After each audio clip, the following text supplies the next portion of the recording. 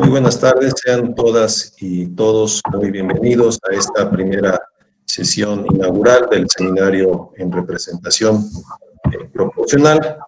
El día de hoy tendremos en la clase inaugural el privilegio de escuchar al maestro y magistrado Juan Carlos Silva Adaya, quien es, como todos ustedes saben, pues una autoridad en la materia electoral. Les recuerdo la dinámica de participación. Si el magistrado tendrá un tiempo de exposición, si van surgiendo algunas dudas, comentarios, pueden escribirlas en el chat. Si desean que yo haga la lectura de las mismas, las haremos al final, o si desean pedir el uso de la voz, de la misma manera, lo haremos así para que sea de un modo más o menos organizado. Así que muy bien, para aprovechar el tiempo, me permitiré leer una síntesis curricular del magistrado Silva, que es licenciado y maestro en Derecho por la Universidad Nacional Autónoma de México. Ha realizado estudios de especialidad en la Universidad Panamericana, el Instituto de la Judicatura Federal y la Universidad de Alicante, España. En esta última también obtuvo el grado de maestro. A la fecha concluyó los estudios de doctorado en Derecho en la Universidad Nacional de Educación a Distancia de España y obtuvo el diploma de estudios avanzados. Es profesor de Derecho Electoral en la Universidad Autónoma del Estado de México y en la Universidad La Salle. Fue profesor de Derecho Electoral en la Facultad de Derecho de la UNAM y de Teoría Política Constitucional y Fundamentos Constitucionales de Derecho Electoral en la División de Estudios de Posgrado de la misma facultad. Además, se desempeñó como profesor de asignatura en las materias de Derecho Internacional Público, Derecho Penal y Sistemas Jurídicos Contemporáneos en la Universidad de las Américas, así como de Teoría Política y Derecho Constitucional en la Universidad La Salle, y adjunto de esta última disciplina en el Instituto Tecnológico Autónomo de México y en la Escuela Libre de Derecho. Es autor de numerosos trabajos que han sido publicados por la Comisión Nacional de Derechos Humanos, el Centro de Asesoría y Promoción Electoral del Instituto Interamericano de Derechos Humanos, el Instituto de Investigaciones Jurídicas de la UNAM, así como del propio Tribunal Electoral del Poder Judicial de la Federación. Es autor del libro El control de constitucionalidad y las elecciones indígenas y coautor de otros temas. Ha participado como ponente en cerca de 200 eventos académicos. Profesionalmente ha realizado labores de asesoría jurídica en el entonces Instituto Federal Electoral y la Universidad Nacional Autónoma de México. Se ha desempeñado como abogado postulante, fue secretario de Estudio y Cuenta en la Sala Superior del Tribunal Electoral del Poder Judicial de la Federación, de octubre de 1993 a abril de 2005. Fue asesor del magistrado electoral José de Jesús Orozco Enríquez y ocupó el cargo de secretario instructor en la ponencia del magistrado Salvador Olimpo Navagomar, en ambos casos de la Sala Superior. Ha sido distinguido con mención honorífica en la obtención de los grados de licenciatura y maestría y de notable en la especialidad en argumentación jurídica, así como sobresaliente en el doctorado y la maestría en Alicante, ambas. Ha sido propuesto por la Suprema Corte de Justicia de la Nación para ser magistrado de la Sala Regional en 3 ocasiones y de la Sala Superior en una sola ocasión. En estas ternas que fueron remitidas a la Cámara de Senadores de nuestro Congreso de la Unión en 2004, 2006, 2008 y 2013 respectivamente. Actualmente es magistrado electoral de la Sala Regional Toluca en el Tribunal Electoral del Poder Judicial de la Federación, correspondiente a la 5ª circunscripción plurinominal. El magistrado Silva es una pilar fundamental para la Escuela Judicial Electoral. No viene aquí en su currículum, pero les comento que él está también realizando, es candidato a doctor en Derecho Electoral por la Escuela Judicial Electoral. Así que para no hacer uso de la voz de manera excesiva, te cedo al grupo, por favor, magistrado.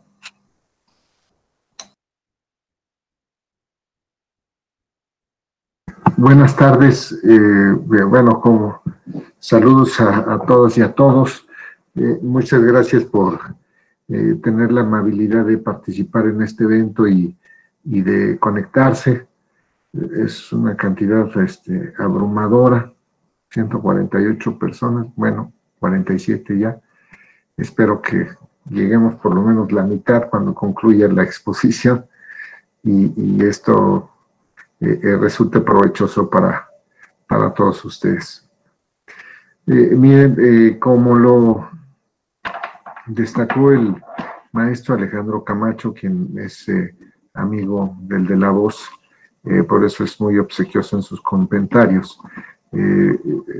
Bueno, pues yo tengo desde 1993 mi estancia en el Tribunal Federal Electoral, que luego pasó a ser el Tribunal Electoral del Poder Judicial de la Federación, en 1996. Y bueno, desde ese tiempo pues me encuentro trabajando estos aspectos que tienen que ver con la materia electoral, algunos en su tiempo muy novedosos y otros que, pues bueno, ya son el pan nuestro de cada día, las cuestiones de credenciales, las nulidades en casillas, las nulidades genéricas y que vienen arraigándose. Y en el caso de la representación proporcional, como ustedes podrán advertir, a lo largo de todas las exposiciones, pues también no es la excepción, porque se ha dado una evolución y además también, pues uno cree que cuando ya conoció suficiente, pues todavía se siguen presentando cosas. Entonces, vamos a comenzar. Si ustedes me permiten, les voy a compartir una pantalla.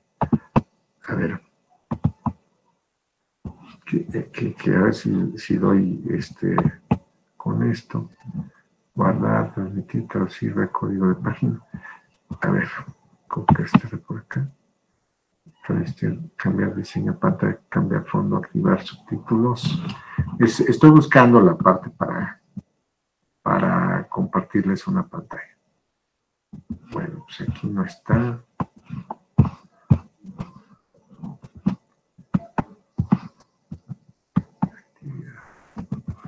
Preguntas y respuestas. A ver, Alex, si tú me pudieras orientar.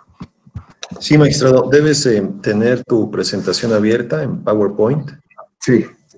Y después en el ángulo inferior derecho va a desplegarse una barrita que tiene un micrófono, un telefonito y una cámara. En el ángulo inferior derecho dice presentar ahora.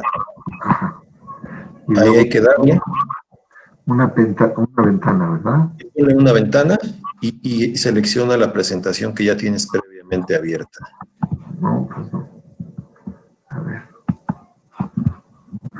presentar ahora. Tu pantalla. Una ventana. Ajá. Pues sí, fíjate que, a ver. Déjame ver.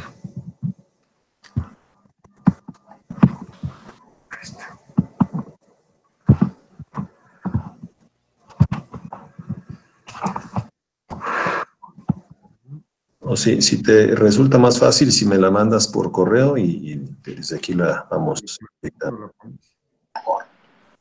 A ver, creo que ya está. A ver, presentar ahora.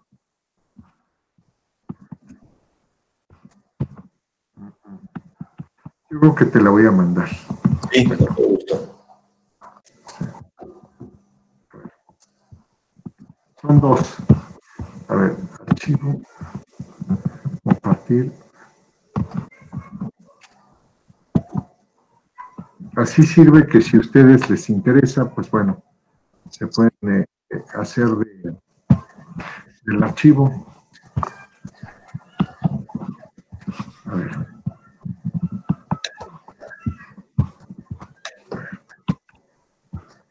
Compartir.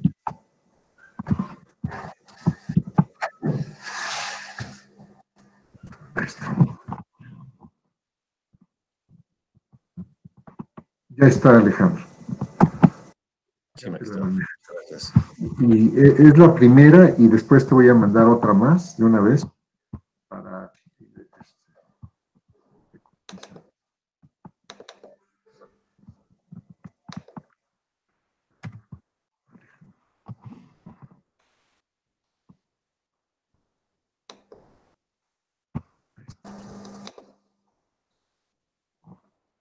Primero la que los electorales. Sí, no se preocupen, ya estoy recibiendo la presentación, ahorita la proyectamos y se las enviaríamos a todos al correo que registraron al momento de su registro, al término de la exposición del magistrado. Vamos a hacerla. Estoy recibiendo una segunda, magistrado. Presentaríamos la primera, ¿verdad? Si no me equivoco. Lo que dice sistemas electorales. Perfecto. Y la segunda se las compartimos también, ¿verdad? Como parte de... Sí, sí. Bueno. Miren, este tema está relacionado, aquí ya está la presentación. Así la vamos a ver, ¿verdad? Ahí está. Bueno, muy bien. Este tema corresponde precisamente a los elementos comunes a las fórmulas federales de representación proporcional. Y me parece que es conveniente iniciar con una parte de introducción que, como puede verse en la siguiente lámina, a ver, tú me vas ayudando, Alex. Eso es. Aquí pueden ustedes advertir cómo está el concepto de sistema electoral, y es un concepto que de las personas que más saben, que han estudiado esta cuestión, que es Peter Nolen, el profesor de la Universidad de Heidelberg, en Alemania, y que es muy cercano al Tribunal Electoral, nos proporciona este concepto, y es el principio de representación que subyace al procedimiento técnico de la elección. ¿Qué opinan de tal político? Es un poco... A ver, y al mecanismo por medio del cual los electores expresan su voluntad política en votos, y estos votos se convierten en escaños o cargos de representación popular. Aquí nosotros podríamos agregar que también hay un sistema electoral efectivamente en los sistemas de consulta. Y aquí viene una primera parte. Hay dos subprincipios, que son el principio de mayoría y el principio de representación proporcional. En el primero, el de mayoría relativa, es el que gana el que obtenga el mayor número de votos, independientemente de su expresión porcentual. Lo que se externa como el principio de first to cross the line, el primero que cruza la línea. Y ahí está también los de mayoría absoluta, es decir, aquel que obtiene el 50% más un voto, que es los que se establecen fundamentalmente en algunos otros sistemas, que son los sistemas a doble vuelta, principalmente. Y luego los de mayoría calificada, cualquier cantidad que exceda del 50% más un voto.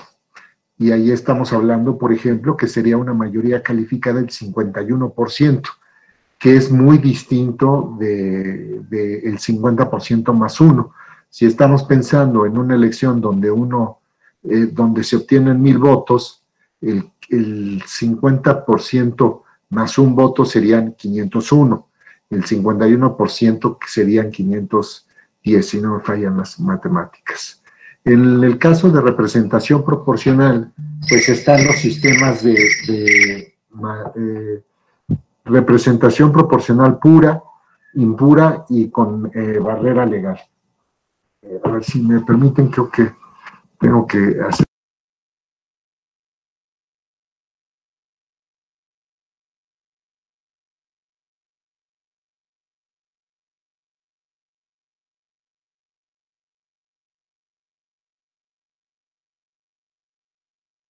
Bueno, les decía que en el sistema de representación proporcional es un sistema que fundamentalmente lo que se busca es que al hacer la conversión de votos en escaños exista una correlación proporcionada. Esto es que si usted obtiene el 20% de los votos pues esto se debe traducir en el 20% de los cargos de representación popular.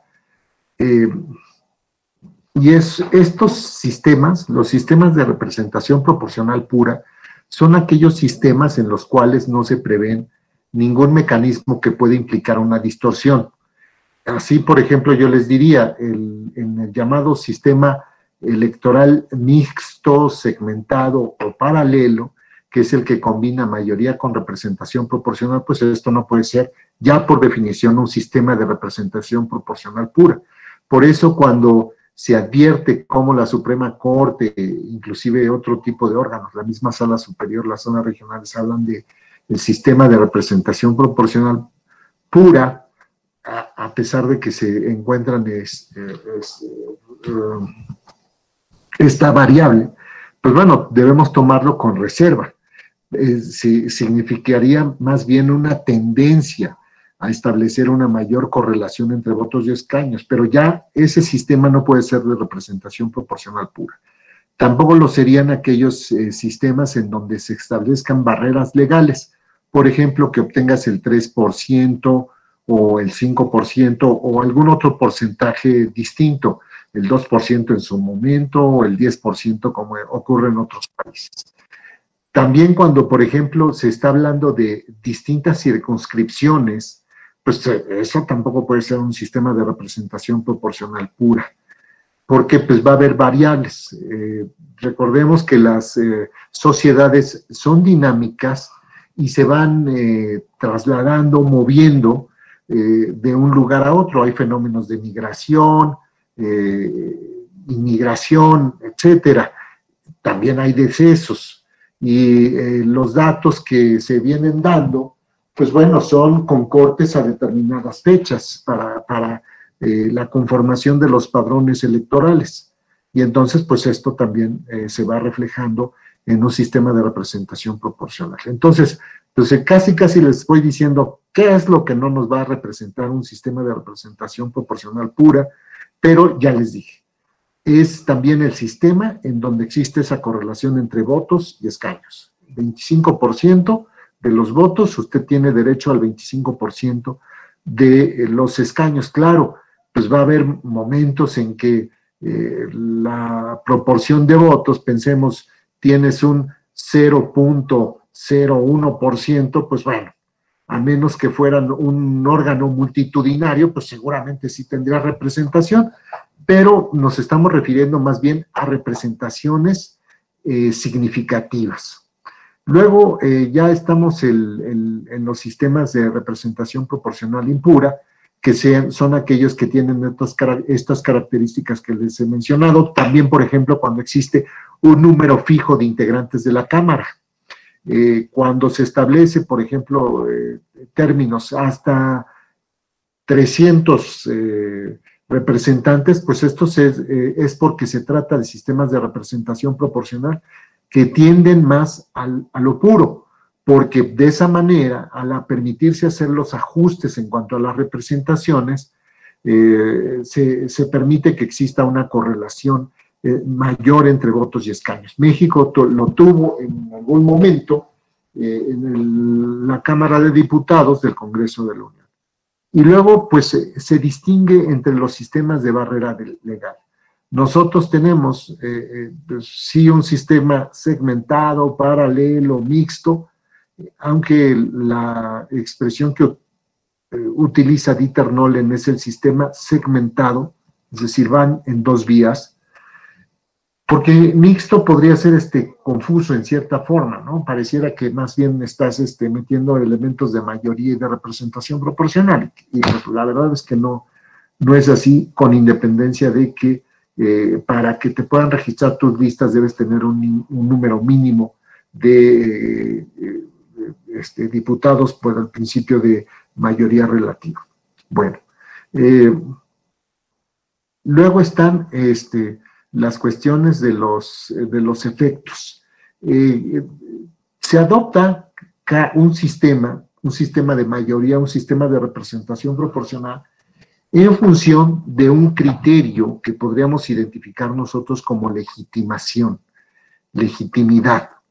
Yo me acuerdo que cuando di clases de teoría política en la universidad y leía a Norberto Bobbio, comprendí qué es la legitimidad.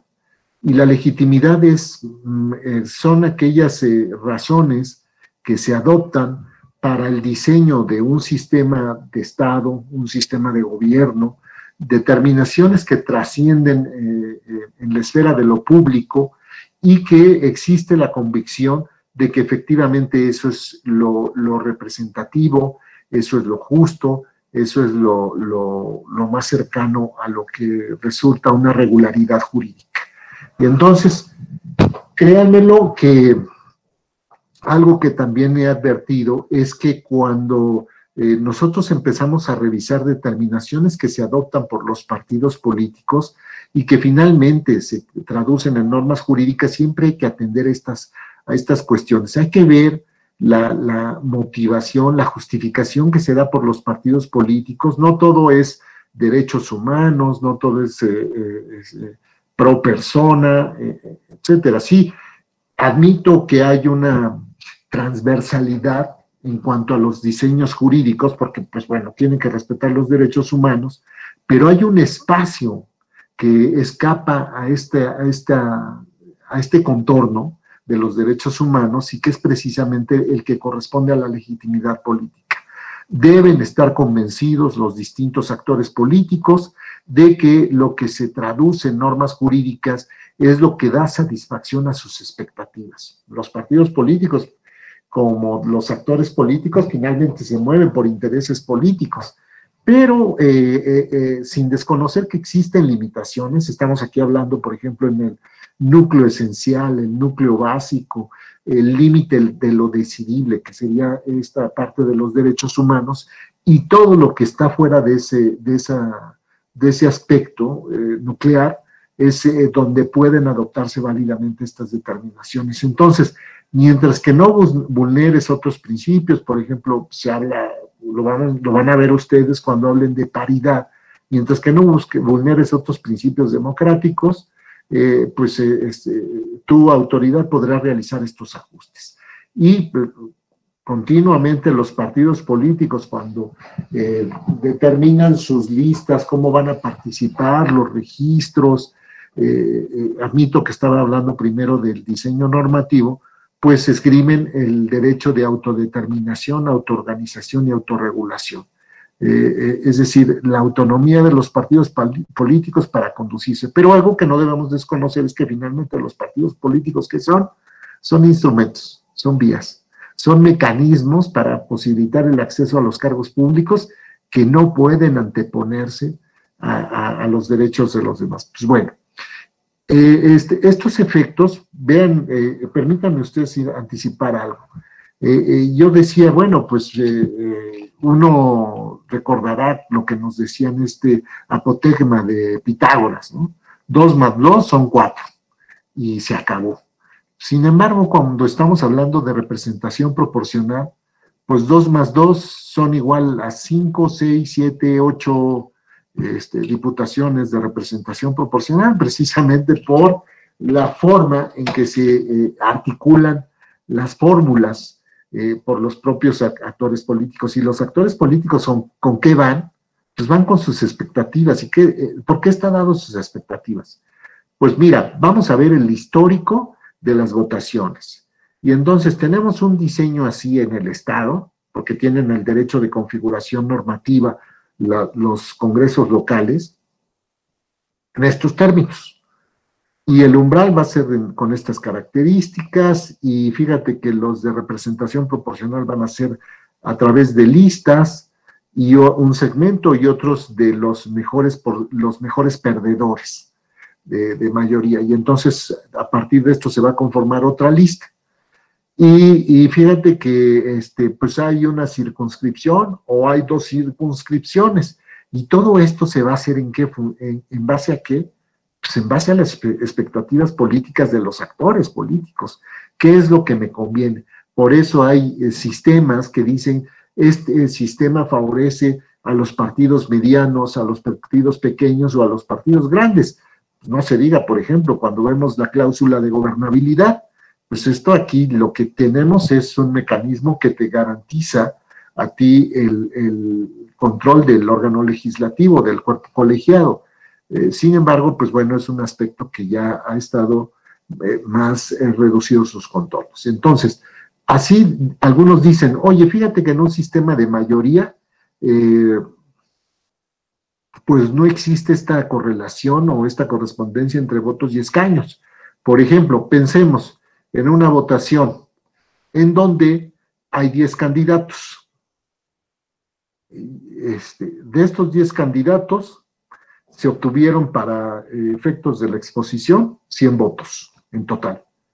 Y de estos 10 candidatos, solamente uno obtuvo 11 votos. 8 obtuvieron 10 votos cada uno y uno más obtuvo 9 votos. Si ustedes suman esto, pues nos da 100. Y como es un sistema de mayoría, pues va a ganar el primero que cruzó la línea, que sería el que obtuvo 10 votos. Y vean ustedes porcentualmente, con el 11% de los votos, va a representar a 100 ciudadanos. Y es una paradoja, ¿no? Porque los otros que tienen en total, ¿cuánto sería? 89 votos, que tienen el 89%, pues se quedaron, como diría un amigo, chiflando en la loma, ¿no? ¿Por qué? Porque no tuvieron representación. Y es aquí donde se empieza a manejar este concepto de la distorsión. Es decir, todos estos elementos que no alcanzan a reflejar votos en cargos de representación popular. Entonces se dice, pues mira, un sistema de mayoría no tiene esa virtud.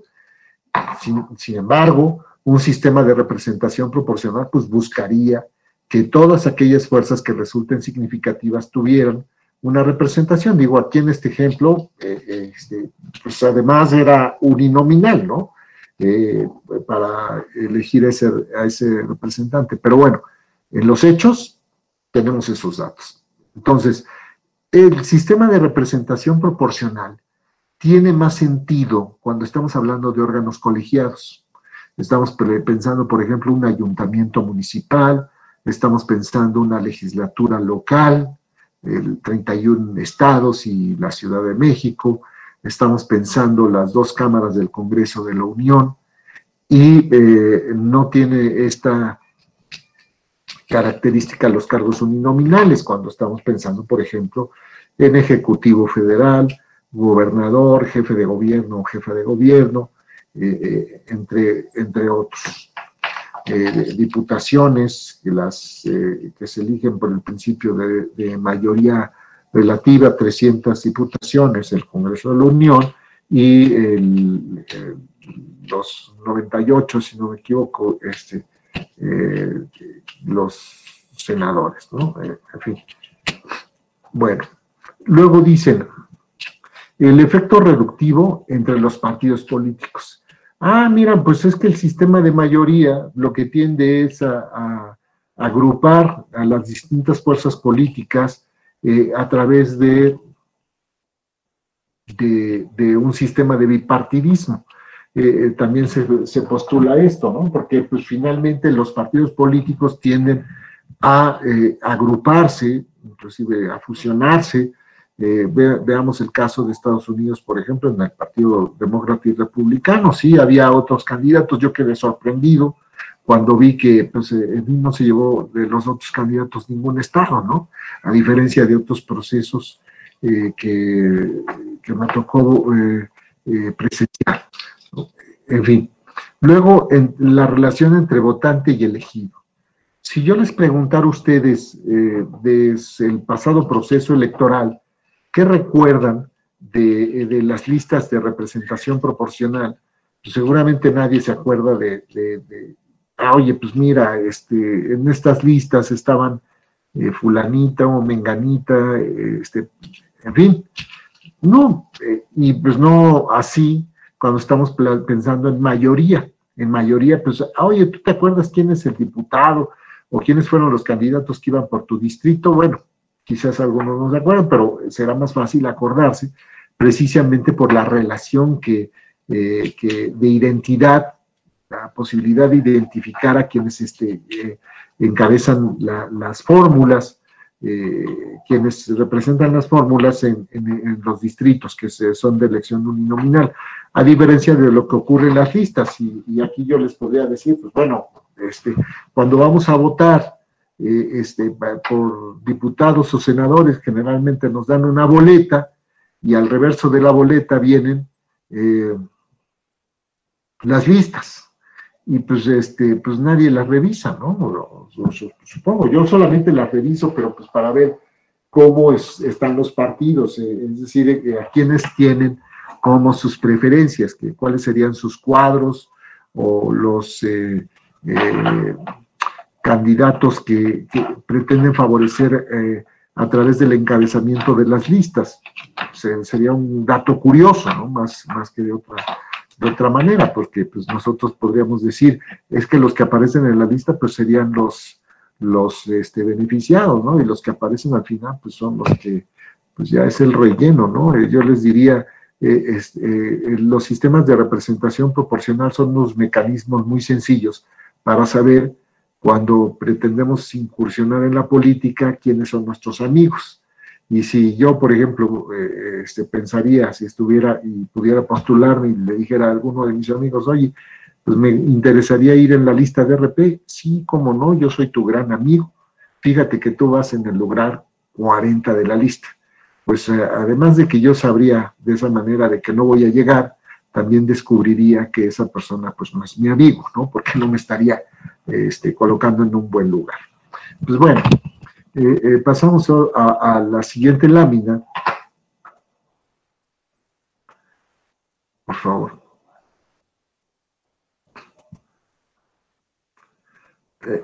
Aquí tenemos otros datos. Vean ustedes.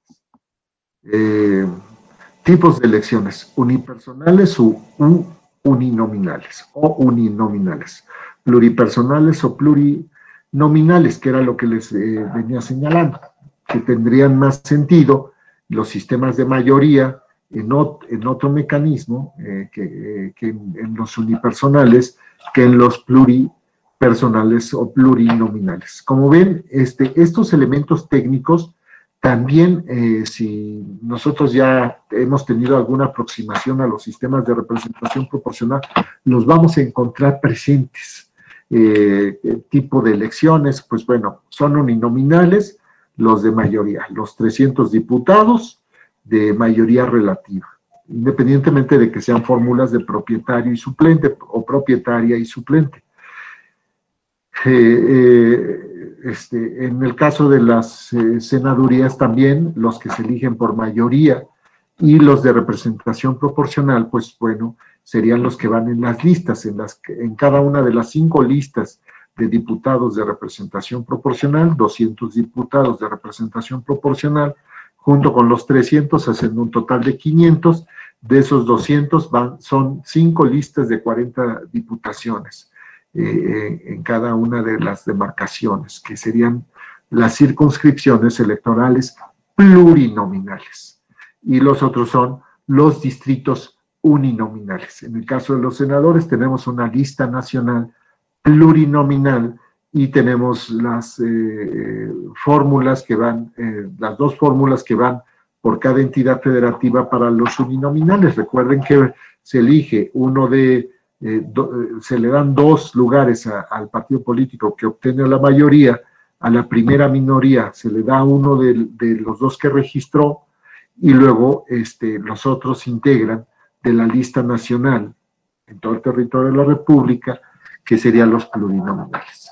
Los elementos técnicos, ya les decía, distribución de circunscripciones electorales.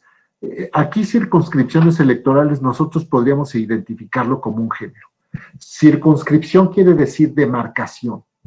Es una división que se hace de carácter geopolítico en función de un criterio de uniformidad geográfico y también más o menos agrupando con sectores de población más o menos homogéneos. Claro, si estamos pensando, por ejemplo, en el caso de uninominales, de gobernadores, pues bueno, ahí es una cuestión independiente de lo que ocurriría en otras latitudes. Por ejemplo, si comparamos datos de lo que es el municipio de Ecatepec con otras entidades federativas para gobernadores, pues bueno, pues es una diferencia abismal. Por ejemplo, Colima, ¿no? Que Colima tiene 2 distritos electorales federales uninominales.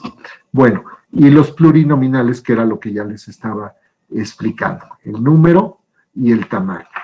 Entonces, en el caso de los plurinominales, pues lo que se busca es que sean, pues más o menos homogéneos. Por ejemplo, en el caso de la circunscripción, que es la 5ª circunscripción en la que estoy, son 4 entidades federativas, que es Estado de México, Michoacán, Hidalgo y Colima. Y entonces se da esta distribución porque, pues, ¿qué tiene que ver Colima con Toluca? Pues no tiene que ver gran cosa más que la cuestión de que se está agrupando en función de un criterio de hacer más o menos una distribución homogénea de las entidades federativas que quedan comprendidas en cada circunscripción.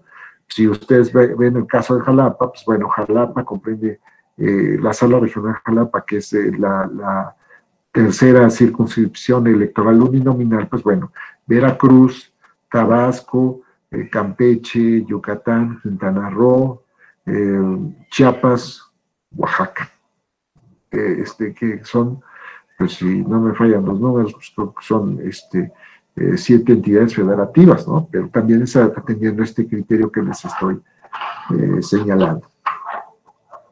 Bueno, la forma de la candidatura, ya les había comentado, es por individual.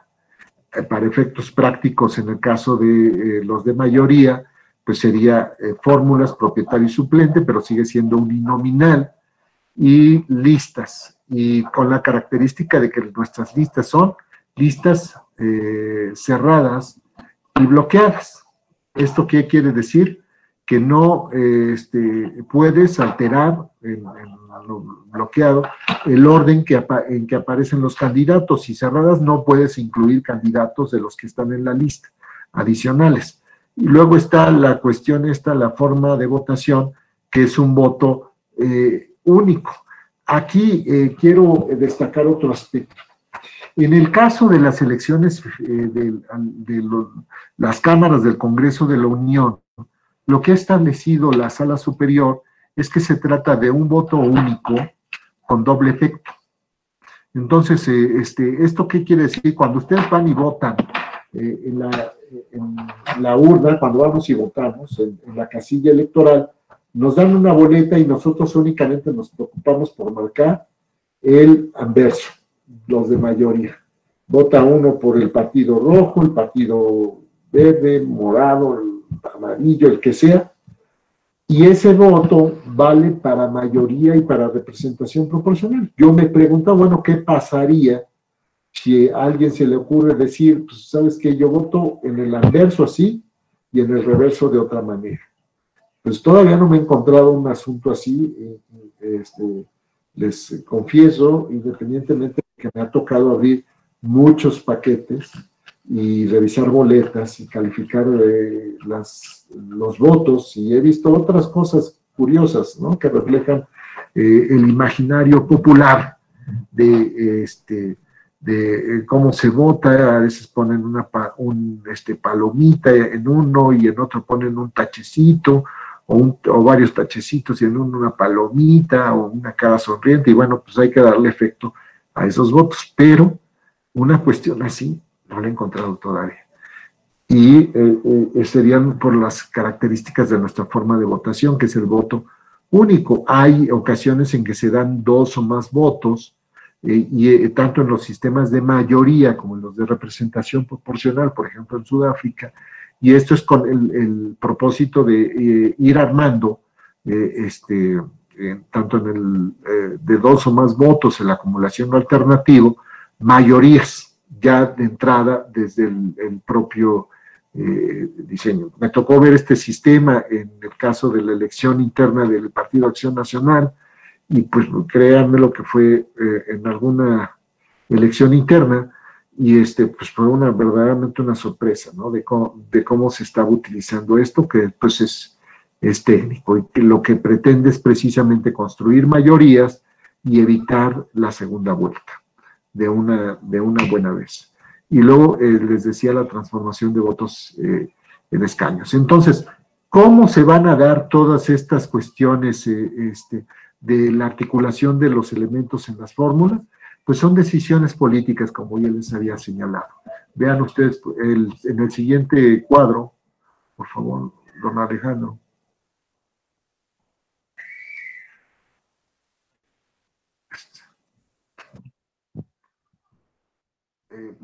Ya les tenía aquí, ya simplificando, mayoría relativa y absoluta, con la explicación que les he señalado, la representación proporcional, el sistema de divisor, el sistema DONT o de cifra más alta y el cociente simple o HAG. Hay muchos otros, Hagen-Bishop, por ejemplo, entre otros más, pero aquí solamente veríamos estos dos para conocer los distintos efectos que se pueden presentar en las votaciones.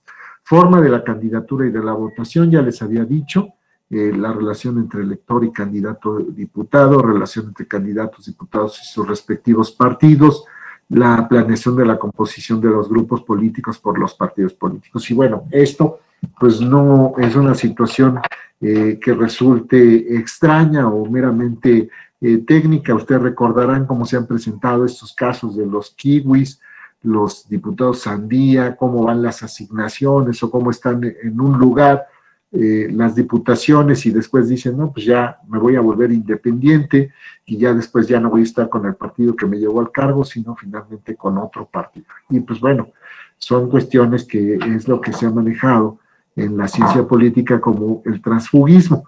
No lo tenemos muy desarrollado en México. Ha habido algunas determinaciones donde se ha tratado de regular estas cuestiones, independientemente de que existe el principio de legalidad, lo no prohibido está permitido, pero pues ya sabemos que finalmente a través de los principios que se reconocen en el sistema jurídico, pues también existen limitaciones a las decisiones que se pueden adoptar de carácter político. Esto es lo que se conoce por algunos autores como la instrumentalización política de la Constitución, o bien que la necesidad de que no existan zonas de inmunidad al control plenario de la constitucionalidad.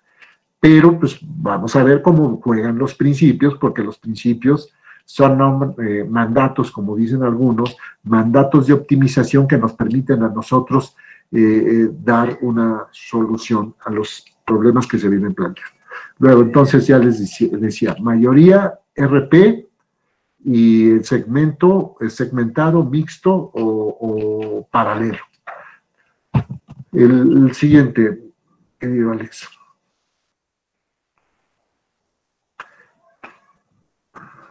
Aquí, fíjense, les estoy presentando un ejemplo que es el de primera y segunda vuelta en un sistema de mayoría relativa primero. Y vean cómo en mi ejemplo el partido A, B, C, D, E se van distribuyendo la votación. Entonces, en este ejemplo, quien ganaría es el que obtuvo el 26% en este sistema de mayoría. ¿Qué pasó con el 74% que se distribuyó entre 4 partidos políticos, que uno con el 14%, otro con el 25%, el 15% y el 20%, pues que se quedaron sin representación? Y esto es lo que se conoce como las distorsiones, porque pues bueno, en el sistema de mayoría pues quedó sin representación.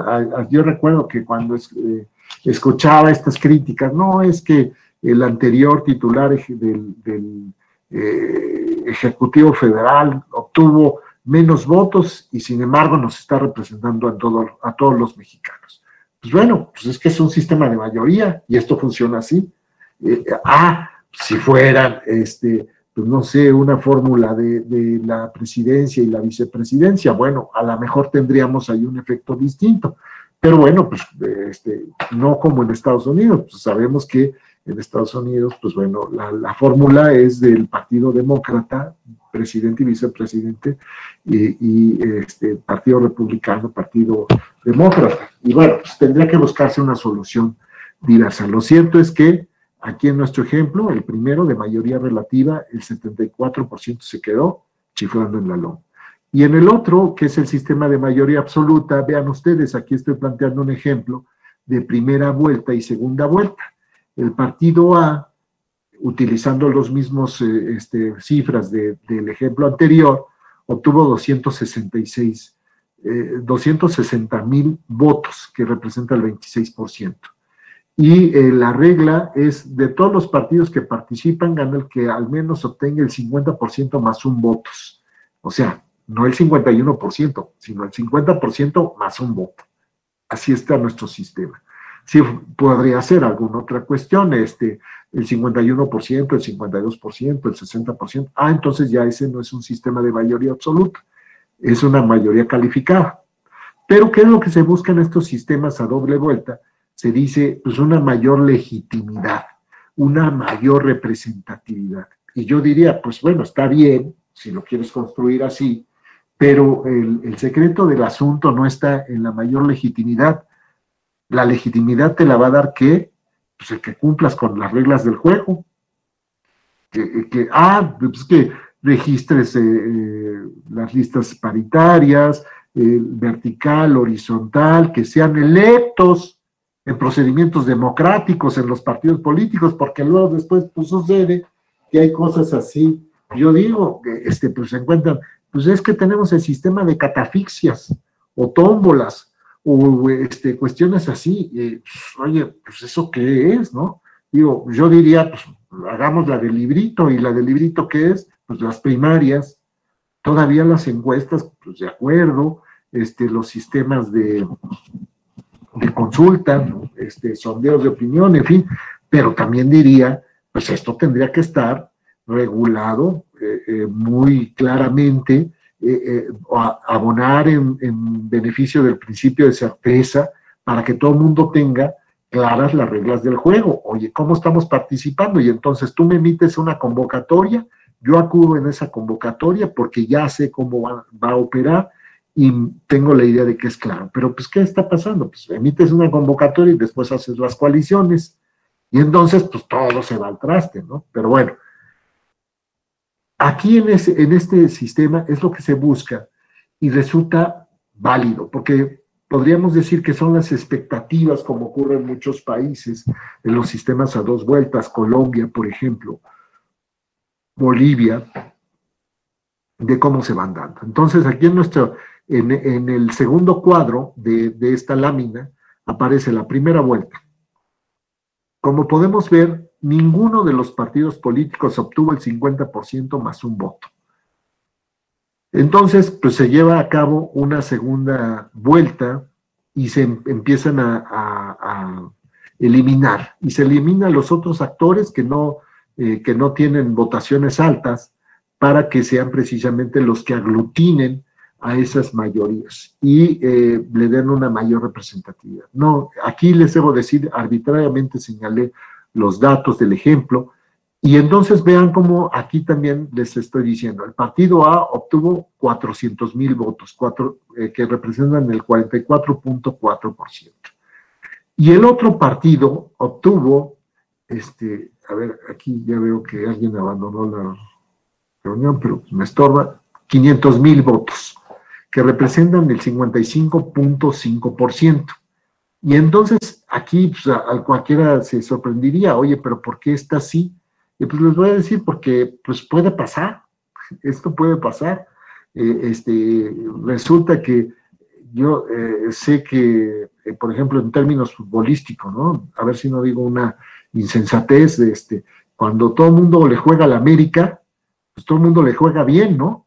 Pues mira, es un equipo que todo el tiempo ha estado jugando mal, no sé, los Gallos Blancos o el Atlético Campesino, no sé, en fin, verán ustedes que ni sé cuáles están en la Liga Mexicana, ¿no? Y entonces se puede dar una situación así, que pues, resultó en mi ejemplo, pues yo, ¿cuál explicación daría? Pues que todos odian al partido A o que no goza de grandes simpatías, y entonces se aglutinaron alrededor del partido D, que fue el que pasó a la segunda vuelta, y entonces pues le jugaron así. Algunos de ustedes me podrían decir, oye, pero pues esto no es científico, porque finalmente las votaciones pues se dan de distintas maneras y pueden tener distintos orígenes. Pues sí, les diría, yo cuando veía que se iba a establecer el sistema de 2 vueltas, pues decía, pues el partido que esté en el poder, que tiene las votaciones mayoritarias, ¿qué sentido tendrá en establecer un sistema de 2 vueltas? Pues voy a decir, pues ninguno. ¿Para qué? Si con mis votaciones, pues más o menos hay mi base, pues yo puedo brincarla, ¿no? Y pues me conviene más un sistema de mayoría que un sistema de 2 vueltas. Ya hubo una experiencia en México, que fue en el caso de San Luis Potosí, donde tenían este sistema. Y entonces yo recuerdo más o menos así, no es tan preciso, que creo que 13 partidos, más bien 13 municipios, donde un partido había salido muy arriba, el PRI, en 11 de los 13, había salido muy arriba, se van a la segunda vuelta, pero no había alcanzado la votación suficiente para obtener el triunfo.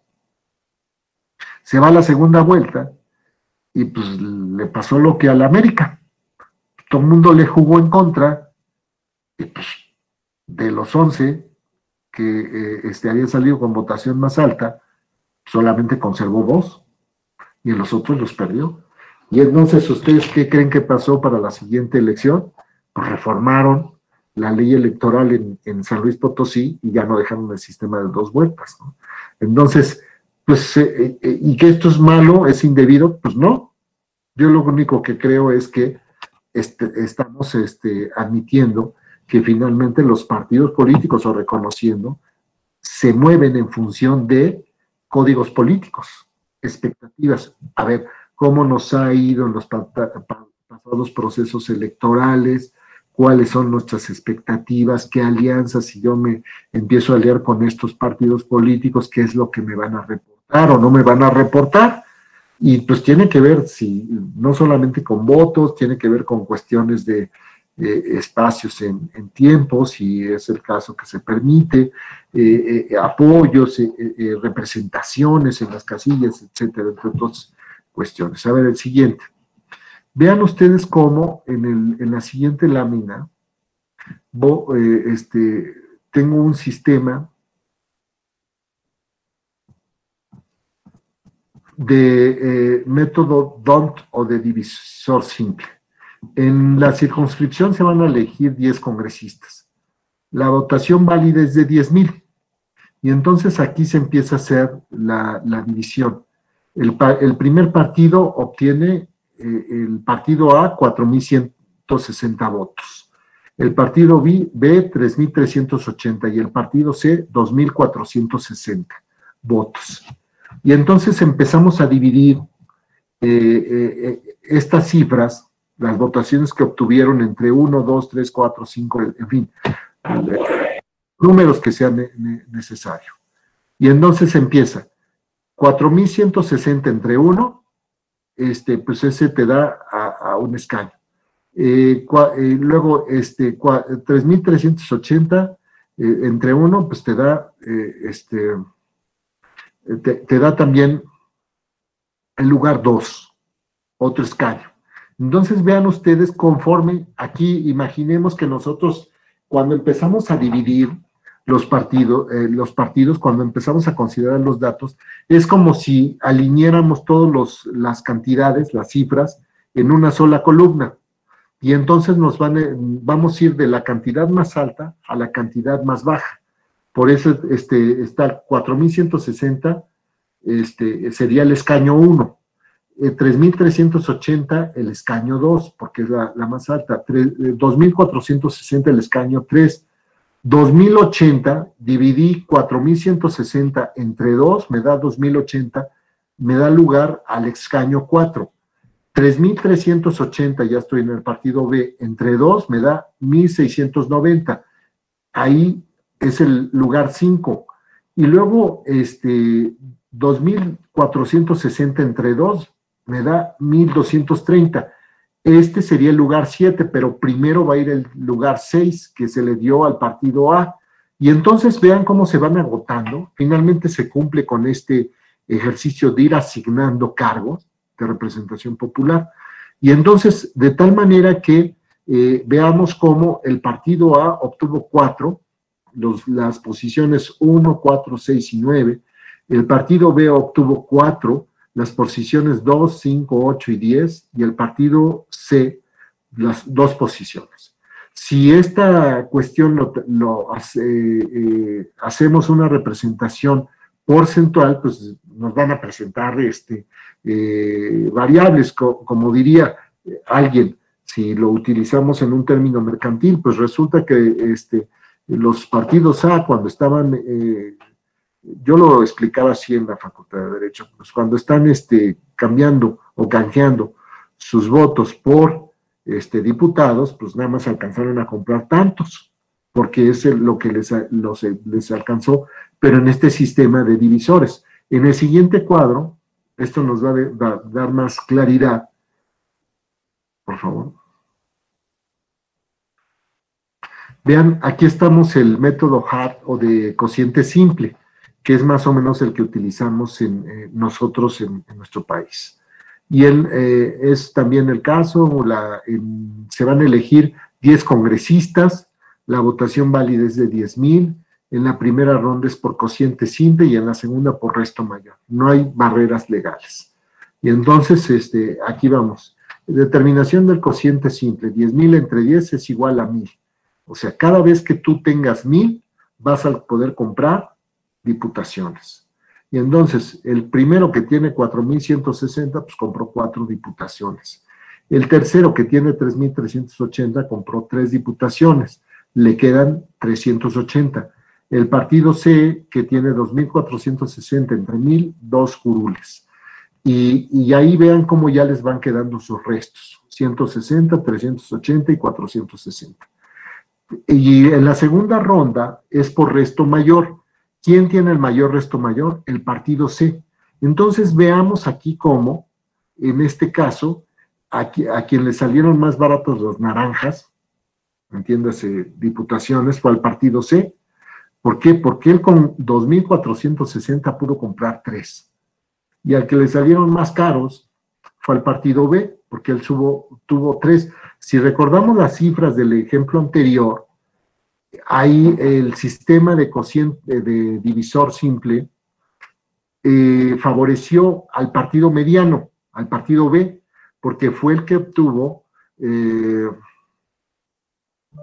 4 votos, 4 diputaciones. El partido A, 4, en nuestro ejemplo anterior del sistema de cociente de divisor simple, y el DONT. Y aquí quien se vio beneficiado fue el partido pues, más pequeño, el partido C, porque obtuvo 3 a costa del partido mediano. Entonces, estas son cuestiones que nosotros vamos a encontrar en los sistemas. Y pues, ¿por qué se van a dar así? ¿Por qué vas a un sistema de mayoría, uno de segunda vuelta, uno de utilizas un DONT o Hart? Porque hiciste tus proyecciones y dijiste, esto es lo que me va a alcanzar. Pero, pues bueno, se hace en función de expectativas de los diversos actores políticos. Lo importante es que pues resulten, como lo ha establecido la Sala Superior y la Suprema Corte de Justicia de la Nación, razonables. Es cierto, hay algunas bases que se establecen en la Constitución Federal, el artículo 54 de la propia Constitución, y el desarrollo que se hace para efectos de la Cámara de Senadores. Pero finalmente, el hecho de que tú tengas esta libertad de configuración política, partidos políticos con representación en la Cámara de Diputados y en la Cámara de Senadores, y aquellos que tienen la posibilidad en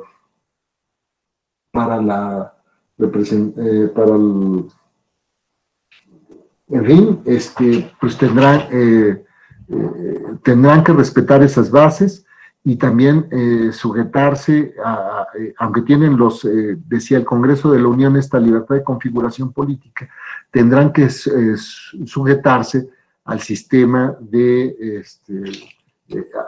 a lo razonable. Es decir, no puedes establecer reglas así inusitadas, inexplicables, que no tengan una motivación, o una razón, una explicación lógica. Digo, ya les había señalado, y que ese fue el principio, de que pues, muchas veces cuando nosotros empezamos a revisar los asuntos de representación proporcional, pues vemos cómo acomodaron las cifras y cómo fueron excluyendo los distintos conceptos de votación total emitida, votación válida emitida, etcétera, y que, pues, bueno, pues, ¿por qué lo haces así? Pues porque es lo que te conviene, ¿no? Eso es lo que te va a permitir que pase tus actores políticos, los cuadros, ¿no? Pero, pues, precisamente a través del conocimiento de estos aspectos técnicos es que se puede llegar a la conclusión de si es correcto o no lo que se está haciendo. Ajá. Bueno, entonces vamos a ver los siguientes cuadros rápidamente, ya estamos ya casi por concluir. Vean, si yo les podría decir, si tenemos claro esta introducción, todo lo demás es miel sobre hojuelas, ¿no? Porque finalmente, pues bueno, sí vas a tener el umbral mínimo o la barrera legal, es decir, cómo pasa a poder pasar, y se pueden llegar a presentar estas cuestiones, y yo lo explicaba muy fácil, ¿no? Entonces decía, pues bueno, el hecho de que tú puedas superar la barrera legal, de que obtengas el 3% para que puedas ingresar o acceder a la asignación de diputaciones de RP, pues bueno, todos aquellos que no obtuvieron ese 3%, que seguramente van a ser partidos políticos que no van a conservar su registro, pues bueno, pues no van a obtener representación. ¿Y qué va a pasar? Si empiezas a sumar, oye, pues es que un partido político obtuvo el 2.5%, otro obtuvo el 2% y otro obtuvo el 2.99%, pues ya ahí tienes votos que se desperdiciaron, ¿no? Que serían el del 2, el del 2.5, que serían 4.5, y el del 2.9, que serían 7 punto y pico, ¿no? Todos esos votos se desperdiciaron. Pero bueno, pues es la cuestión de que estableces las barreras legales. Y yo les decía también, cuando estableces el sistema de circunscripciones, pues si estableces una única circunscripción, pues es muy probable de que te aproximes a la representación proporcional. Si estableces 5 circunscripciones, pues como todas van a votar de manera distinta en cuanto a los términos numéricos, pues no creo que la primera circunscripción que comprende la sala Guadalajara, y todo lo que es el noreste del país, pues, vayan a votar igual que los que el centro, ¿no? Que es la 4ª circunscripción, que es la sala Ciudad de México, o la otra área, que es la 5ª circunscripción, que es la sala Toluca. En fin, pues, se van a dar votaciones variadas. Eso, que ni qué, pero bueno. En fin. A ver, los otros cuadros, don Alejandro, por favor.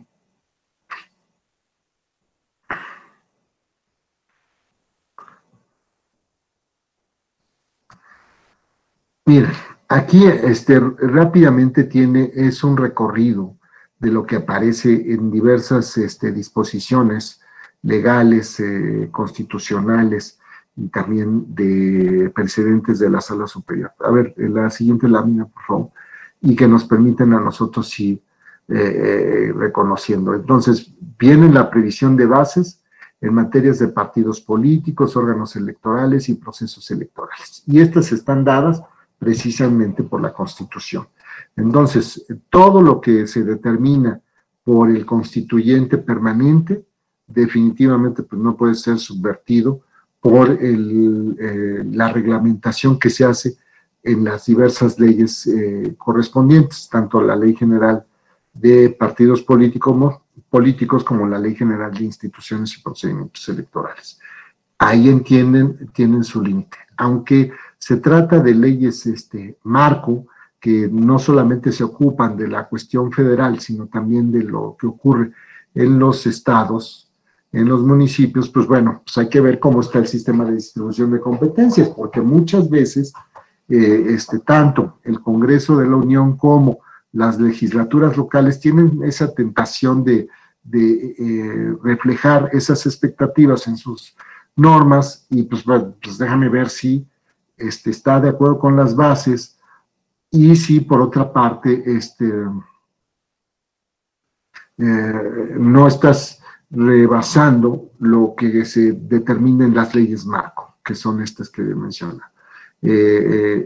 Todo lo relativo a representación proporcional es competencia del Instituto Nacional Electoral, y también aquí les voy a decir una cuestión que es muy útil. Los partidos políticos, ustedes podrán ver en diversos acuerdos del Consejo General, tienen lo que se conoce como la posibilidad de formular consultas a las autoridades, consultas a los consejos generales de los OPLES o del Instituto Nacional Electoral, y a partir de esto se pueden obtener pronunciamientos por parte de la autoridad que pueden servir. Oye, ¿qué es lo que vas a utilizar, por ejemplo, para el caso de la reelección?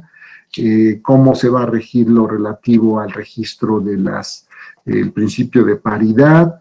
Puede ser suplente de un hombre o una mujer, no vulnera el principio de paridad, y cualquier otro planteamiento que implique una duda sincera, honesta, de los partidos políticos o de los candidatos o de quienes aspiran a una candidatura por parte de un partido político, o participar en coalición, en candidatura común, o como candidato independiente, y a partir de esto se van obteniendo definiciones. Se formula la pregunta, se pronuncia el consejo, si no estamos conformes, se impugna ante el tribunal local o la sala regional. Si escapa de las esferas competenciales de estas dos instancias, pues directamente se va a la sala superior, y se van obteniendo estas definiciones. Es el caso de lo que ha ocurrido, les decía, en el caso del Consejo General, donde hubo una pregunta del partido Encuentro Social en ese entonces, y es el acuerdo 400, a ver, déjenme ver. Aquí tengo el 452 del 2018, que es muy, muy importante desde mi perspectiva. Hay otros más, el 1180, el 1181, también de este año, y que pues precisamente van desarrollando las fórmulas y que nos van arrojando luz. Ya les decía que es lo que tenemos en el caso de México, un sistema mixto o segmentado también por paralelos de mayoría y de representación proporcional. En el caso de la Cámara de Diputados, como en la Cámara de Senadores, podría ser sistema mixto con dominante mayoritario. Cámara de Diputados y Cámara de Senadores. En uno, 300 de los 500 diputados, 300 se eligen por el principio de mayoría y 200 por el RP. Y en el otro, los senadores, 96 y los otros 32 hace rato me equivoqué, 32 en la lista nacional. Luego, circunscripciones electorales, ya les decía, las candidaturas por fórmulas y listas. Aquí vienen las disposiciones respectivas. El siguiente, por favor, don Alex. Muchas gracias. No existen candidaturas independientes de RP, pero aunque pudieran, es posible que se puedan dar. Lo cierto es que nuestro sistema las proscribe. Límites a la presentación de las candidaturas de RP simultáneamente con las de mayoría relativa, que existen límites. La verdad es que en este momento no lo recuerdo, pero están previstas en la Ley General de Instituciones y Procedimientos Electorales. Si alguien lo tiene a la mano, nos puede decir, a recordar, y si no, pues bueno, ya aquí tengo la ley 11.2. Luego, viene un desarrollo que son, a ver, vamos a ver, 11. Dice, ¿qué es el 11, 2 y 3? Los partidos políticos no podrán registrar simultáneamente en un mismo proceso más de 60 candidatos a diputados federales por mayoría y RP, distribuidos en sus 5 listas regionales. En el caso de las legislaturas locales, se aplicarán las normas que especifique la legislación respectiva. Los partidos políticos no podrán registrar simultáneamente en un mismo proceso más de 6 candidatos a senador por mayoría y por RP. Entonces, ahí está. Luego, en caso de que un diputado propietario y suplente obtenga licencia, ocupará la diputación a la candidatura propietaria del mismo género ubicado en el número de la lista inmediato siguiente, que es el acuerdo 452 del 2018. La siguiente, don Alex, por favor.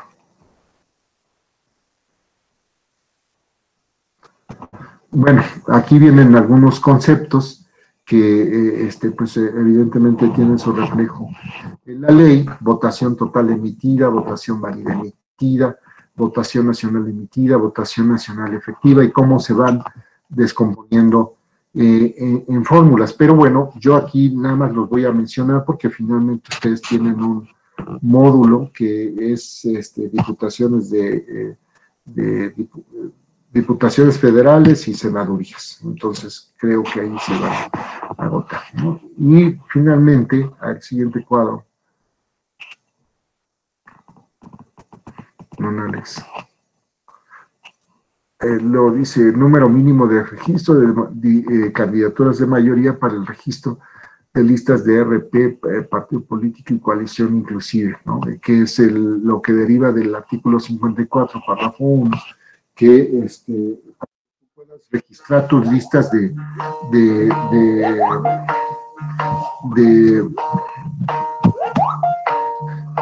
para que puedas registrar tus listas, pues lo que tienes que cumplir es precisamente que por lo menos 200 de mayoría relativa. Y entonces vean cómo estos aspectos, lo que ya les decía, sistema mixto, tienes que registrar por lo menos 200 de mayoría para que yo te pueda registrar tus listas. Que en lugar de que te diga, oye, pues registra los 300, pues por lo menos 200. Pues en unos distritos no va a obtener votación, y entonces esto que va a generar, pues distorsiones, y ya de por sí el sistema no va a ser puro por estas diferencias, ¿no? Entonces, y vean, pues aquí ya viene lo de la obtención del porcentaje mínimo de la votación total emitida, que es el umbral, le señalaba, la fórmula de proporcionalidad pura. Bueno, pues es lo que se aspira, que sea una fórmula de proporcionalidad pura, cociente natural y resto mayor, pero pues ya sabemos nosotros que esto pues será tendencia a la proporcionalidad, porque los de mayoría van en otra forma, ¿no? Entonces, a ver, no sé si hay un cuadro más, don Alejandro.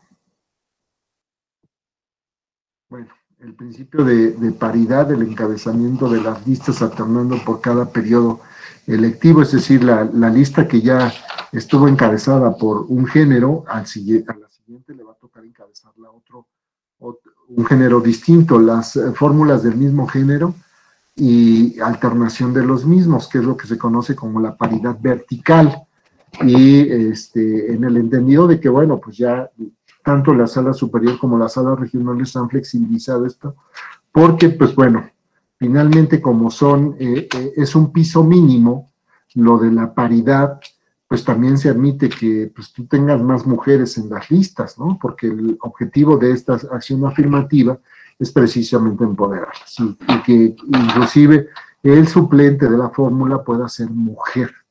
si es hombre al que le toca. Y entonces, pues bueno, lo que se ha dado también de que, oye, pero fíjate que si después viene alguna licencia o alguna otra cuestión así, y viene la cuestión esta de quién va a ser el suplente, bueno, pues ya sabemos que el suplente pues tiene que ser del mismo género, pero si ya no está tampoco el suplente, pues lo que ocurriría sería el corrimiento, y seguramente el siguiente de la lista es de género distinto. Entonces si lo que vas a sustituir es una mujer, pues tendría que ser mujer, te saltas al hombre y vas al siguiente. En fin, hay otras cuestiones. Verán ustedes que la situación esta de coaliciones, cómo modifica estas reglas, pero también algo que voy a dejar para la cuestión, las cuestiones subsecuentes, porque pues, precisamente existen los módulos respectivos, ¿no? Bueno, después viene otra lámina en donde ahí les proporciono algunos otros datos, que sería la siguiente, Alex.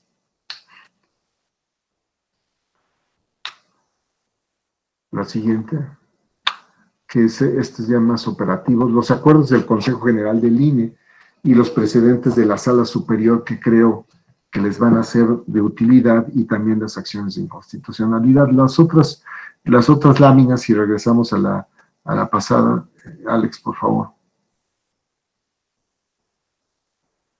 Vean ustedes, ahí tengo los límites para resolver los juicios de inconformidad del 3 de agosto, la resolución de los recursos de reconsideración, 19 de agosto, las fechas límites para el cómputo y asignación de diputados y senadores, 23 de agosto, para resolver los juicios y recursos, 23 de julio.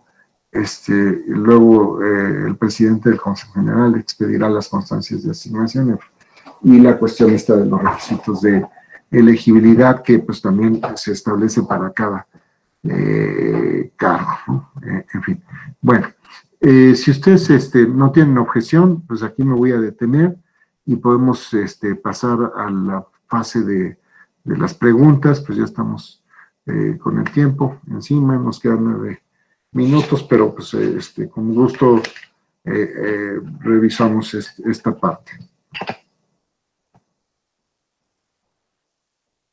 Sí, magistrado, muchas gracias. Sin duda es un tema bastante técnico, bastante complicado, por eso hemos traído pues a un experto en la materia. Hay muchas preguntas, algunas se han ido contestando en el transcurso por parte de las y los alumnos. No obstante, me voy a permitir leer, si me permites, magistrado, de 2 en 2 para que sea un poco más fácil. Nos pregunta Pedro Barrita, leo textual: ¿existen municipios en que los candidatos y partidos políticos pactan políticamente para que en caso de perder no accedan ni reclamen sus espacios de representación proporcional? ¿Cuál es su opinión al respecto? ¿Y considera que los tribunales deben reconocer el interés jurídico de los ciudadanos de esa demarcación municipal para impugnarse este tipo de acuerdos, o la renuncia tácita de los espacios de representación proporcional?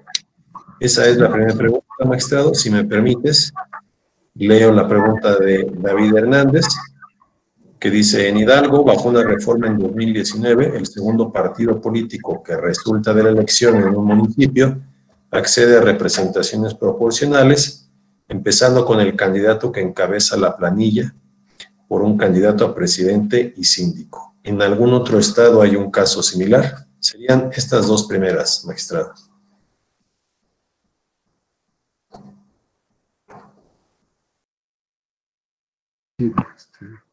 Miren, la verdad es que no hay una acción popular de que todos los ciudadanos pueden ir a impugnar los resultados. La cuestión está entiendo el planteamiento es de representación proporcional, y un caso hipotético de que pacta, de no impugnar lo de RP. O sea, digo, lo que existe es que hay interés jurídico, no es un interés jurídico simple, ni tampoco una acción popular, y pues son únicamente los que pueden cuestionar esto son o los que participaron como integrantes de una lista de a las presidencias municipales, sindicaturas, regidurías, o bien los propios partidos políticos. Pero de una situación así en donde los ciudadanos no lo cuestionaran, pues realmente no se da. En cuanto a lo de Hidalgo y algún otro ejemplo, pues miren, no lo recuerdo porque ese sería más o menos, pensemos, toda proporción guardada como lo de senadores, ¿no? De que las primeras minorías son los que quedan en los cargos de representación proporcional. Bueno, más bien los que obtienen el cargo, ¿no? Aquí tendremos que ver si efectivamente es como resultado de una representación proporcional, ¿no? Porque una cosa muy distinta es que sean los mejores perdedores, y entonces pues ya el mejor perdedor te da derecho a esto. Revisando la fórmula nosotros podríamos decir si es auténticamente un caso de representación proporcional, pero bueno, lo que me están preguntando, oye, pues, ¿tú recuerdas algún ejemplo en alguna otra entidad federativa? Pues yo les voy a decir, realmente no he hecho un estudio de derecho comparado de cómo ocurre la representación proporcional en otras latitudes, y les puedo decir, bueno, por lo menos en el Estado de México, en Michoacán y Colima, no lo recuerdo, no lo he visto así, ¿no? Que sea una cuestión similar a lo que se viene presentando en Hidalgo. Sí, muchas gracias, magistrado. Si no tienes inconvenientes, pediría las siguientes dos preguntas. Nos pregunta don Alonso Ortega, ¿qué método se utiliza actualmente para las 200 diputaciones federales plurinominales? Y David Hernández nos describe un caso en el que es un poco largo. David le pediría que nos manda un correo para compartírselo al magistrado. Y no perdamos mucho tiempo en casos particulares, digamos. Y nos pregunta Pedro Barrita, ¿considera que es funcional la representación proporcional para integrar la Cámara de Diputados? Serían esas dos preguntas. Sí, miren, ustedes recordarán que por ahí ya hubo una consulta que se presentó ante la Suprema Corte de Justicia de la Nación, que fue la relativa de que si tenían que desaparecer los de representación proporcional, que supuestamente era un planteamiento de un partido político, bueno, más bien no supuestamente, era un planteamiento de un partido político, en lo de la consulta ciudadana, que finalmente la Corte dijo, no, pues esto no puede ser materia de la consulta porque es un tema electoral. Y entonces yo me quedé con esa cuestión y dije, a ver, es que el problema no es si los de representación proporcional son unos advenedizos, ¿no? Como invitados, así que uno no quiere que estén en la mesa. Yo diría más bien, el problema es que debería de ser un sistema todo de representación proporcional. Es decir, que tú no obtengas más que lo que te dan tus votos, y que las representaciones se vieran reflejadas en función de las votaciones que se obtienen. Y todas estas cuestiones, y con el 30% y más las alianzas de la coalición y la canción, pues ya tienes el control de la Cámara, pues yo diría que no debería de ser así. El control, ¿quién te lo debería de dar? No un convenio de coalición, sino más bien los votos. Y para que eso ocurra, pues tendría que ser más bien un sistema todo de representación proporcional, donde quitáramos, y así voy a también aprovechar para dar la respuesta al otro, quitáramos el sistema mixto. Tenemos un sistema mixto. Cámara de Diputados, 300 de mayoría y 200 de RP. Quitémoslo. Y nos quedamos nada más con los 500, y son listas nacionales, no listas en circunscripciones electorales plurinominales. Y eso es lo que te va a dar la votación, una lista nacional. Y tendría que ser, ya les decía, pues no tendría que haber umbrales. A ver, vemos el artículo 54, un partido para obtener el registro de sus listas, ya les decía, deberá acreditar que participa con candidatos a diputados por mayoría en por lo menos 200 distritos uninominales. Y fíjense, este dato lo está metiendo de mayoría para efectos de RP, y entonces pues es menos puro, porque ya no solamente es mixto, sino también te condiciona el registro de las listas a que por lo menos registres 200 de mayoría. Todo partido que alcance por lo menos el 3% del total de la votación válida emitida para las listas regionales en las circunscripciones tendrá derecho a que le sean atribuidos diputados según el principio de RP. ¿Y qué efecto le hemos dado en México? Pues mira, si lo leen así, otra vez, así despacio, dice, tendrá derecho a que le sean asignados diputados según el principio de RP. Eso es lo que dice. ¿Y qué efecto le hemos dado en México? Pues miren, así se los voy a plantear. Es como si yo les dijera, hagamos de cuenta que el RP es la entrada a un baile, con el grupo que queramos, ¿no? Pues no sé, el Gigante de América, Aarón y su grupo Ilusión, el que ustedes quieran, ¿no? Los Socios del Ritmo, en fin. Porque son los que vas a bailar, ¿no? La banda Cuisillos, etc. Y entonces yo te diría, si tú me pagas el boleto, yo te garantizo que vas a bailar por lo menos una canción. Aparentemente eso es lo que dice aquí, dice, tendrá derecho a que le sean asignados diputados según el principio de RP. ¿Y qué efecto se le ha dado o le hemos dado? Mira, pues no. Está este grupo, ya pagaste tu boleto para entrar al baile, pero no te garantizo que vayas. A lo mejor nada más te la vas a pasar ahí viendo a los demás. Y ese es el alcance. Nadie lo ha planteado. Y sería muy interesante saber qué significa eso.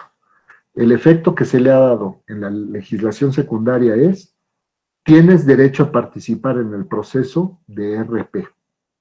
Nada más. No te asegura que por haber alcanzado el 3%, por lo menos obtengas una diputación. No. Y pues, léanlo, no me crean, revisen nada más esa disposición. Y luego sigue, al partido que cumpla con las dos bases anteriores, independientemente y adicionalmente a las constancias de mayoría que hubiese obtenido, le serán asignados por el principio de RP, de acuerdo con su votación, el número de diputados de su lista nacional, regional que corresponden en cada circunscripción, etcétera. Y así sigue. Entonces, a la pregunta, ¿es un sistema mixto de dominante mayoritario en la Cámara de Diputados y también en la Cámara de Senadores? De dominante mayoritario, nada más que la Cámara de Senadores tiene, ya les decía, 2 por cada entidad federativa, son 31 estados más la Ciudad de México, por 2 serían 64. Más 1 para la primera minoría, serían 32 más, serían 96, y más los 32 de la lista de RP. Aquí también sería de dominante mayoritario. Esos son los elementos comunes que tenemos en nuestro sistema. Tenemos el sistema de umbral, tenemos unos van por mayoría, otros por RP, tenemos requisitos de elegibilidad para un cargo y para otro, con los distintos efectos que se dan para estos requisitos, que son en algunos casos incompatibilidades, en otros inhabilitaciones, en otros requisitos propiamente para ocupar el cargo, etcétera, ¿no? Entre otras cuestiones. ¿Qué más, mi querido Alex? Sí, muchas gracias, magistrado. Bueno, con tu pregunta ha quedado contestada la pregunta de Maribel Mejía, que nos preguntaba ¿qué opinas de que emiten las diputaciones plurinominales? Creo que de alguna manera quedó resuelta. En el Ruelas, a través de la historia de la democracia en México, el sistema de RP tiene sus orígenes en la reforma constitucional de 1977, y a partir de ahí se han emitido sendas reformas que han permitido fortalecer las reglas de la democracia procedimental. Esto es, la democracia formal, pero a lo largo de ese tiempo, ¿cuál es, desde su perspectiva, los logros de fondo, es decir, la democracia sustancial? Muchas gracias. Pues este es un planteamiento, es el tema. Es un planteamiento muy, muy importante, el que hace el compañero o la compañera. Me distraje ahí en cuanto al nombre, pero bueno.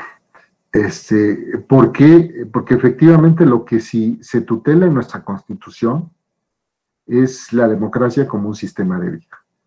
Esto finalmente, artículo 35, el sistema de consulta y luego el 35 con el procedimiento para convertir votos en escaños y todo su desarrollo en la Constitución, pues es efectivamente la democracia procedimental, la democracia formal.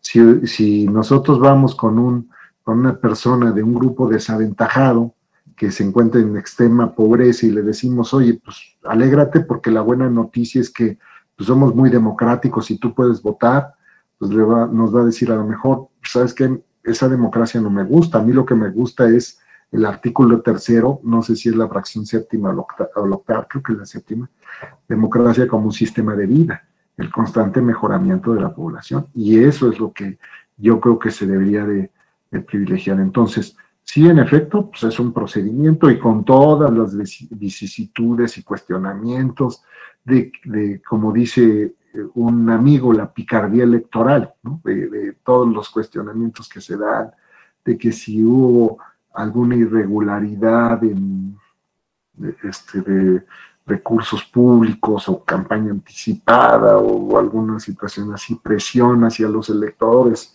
etcétera. En fin, pero lo importante, creo, es también esto, la democracia sustantiva. La democracia no como procedimiento, sino también como sistema de vida. Y creo que en el ámbito de la judicatura, que es lo que en lo que yo me desempeño, afortunadamente ya se están también dando acciones, todavía son menos, pero se dan por parte de la magistratura, en el sentido de que pues, hay casos donde están ordenando que se aplique la acción de gobierno, acciones políticas en ámbitos que han estado descuidados. Por un caso, el amparo Mini Numa, que es cuando se ordenó que se estableciera una clínica de salud en el estado de Guerrero, ahí en el municipio de Metlatónoc, por precisamente la situación que se estaba dando. Y así, afortunadamente, como ese, hay otros casos más que ya se empiezan a dar en México y que recuerdo que también derivan de otras experiencias constitucionales como es la colombiana, que ha entrado bastante a la cuestión de la modificación del presupuesto a través de determinaciones judiciales.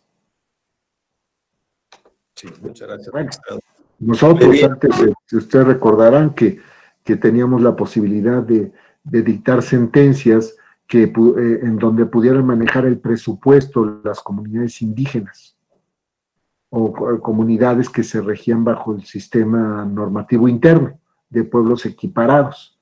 Pues finalmente hubo una determinación de la Suprema Corte de Justicia de la Nación, de su segunda sala, que también tuvo que seguir la sala superior, y dijeron, pues eso no es competencia de la materia electoral. Entonces, pues, ¿qué pasó a partir de esto?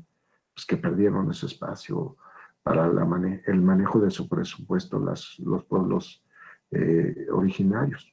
Y me parece que no solamente por la cuestión de que es más expedita la acción de la judicatura electoral, sino que pues, tenemos ya una mayor experiencia, porque lo otro es irse al amparo, la revisión, y luego, pues, en fin, ahí, pues, a dormir el sueño de los justos, ¿no? Sí, muchas gracias, magistrado.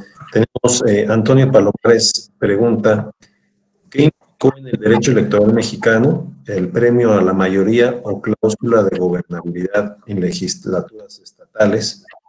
Y Octavio Jiménez Sanguián pregunta, ¿considera cierta la afirmación de que la proporcionalidad en el Senado trastoca su naturaleza representativa?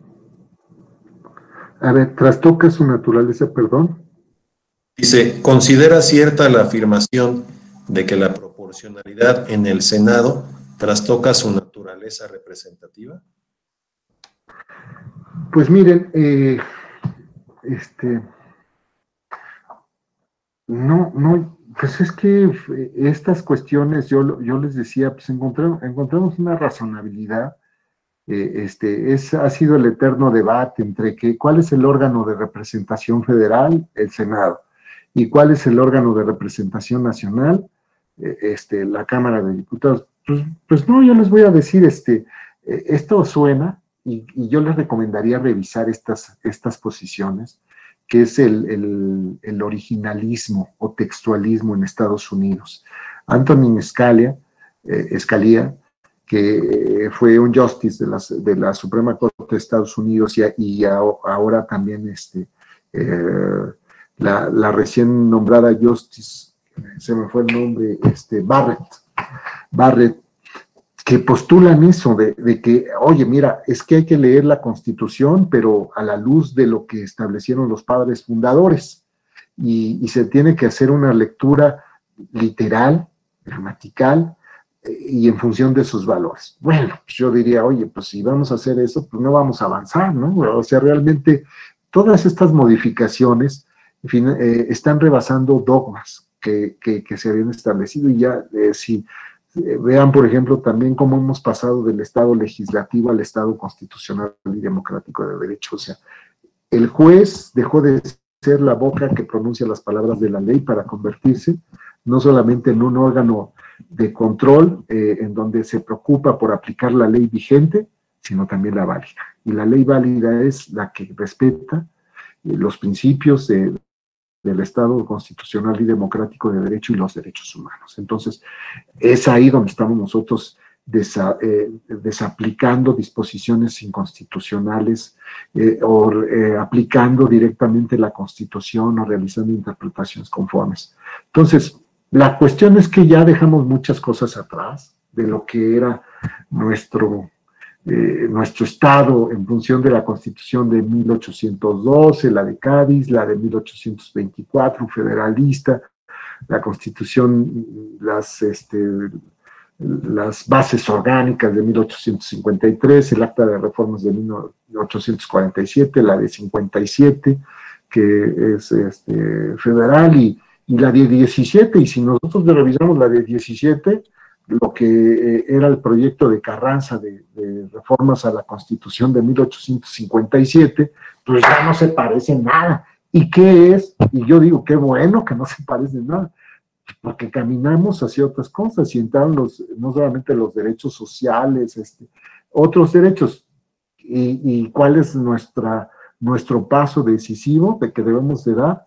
Pues el paso hacia el carácter normativo de la Constitución, una Constitución que vincule, imperativa, vigente, y no solamente una declaración de principios. Y entonces, aunque ya pasaron estas cuestiones, que es una situación de cuál es el órgano de representación y cuál de la nación y cuál es el órgano federal, pues sí, ese era el origen de la Cámara de Diputados y de la Cámara de Senadores, efectivamente, pero esto cambió. Y cambió para bien. ¿Por qué? Porque finalmente, ¿qué es lo que busca la representación proporcional en México? Lo que tenemos es darle voz a las minorías.